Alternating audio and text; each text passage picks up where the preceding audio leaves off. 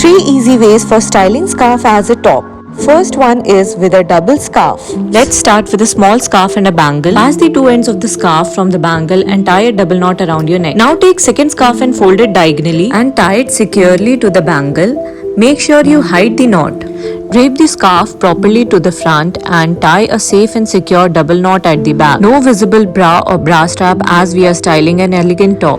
The second one is with a scarf and a neck piece to make an alternate top. Take a rectangular scarf and fold it sideways to make it a triangle. Now turn the front of your necklace to the back. Pass one corner of your scarf through the necklace and tie a strong double knot. Make sure you hide the knot. Gather the scarf as per the desired length of the top. Take it to the back and tie a double knot.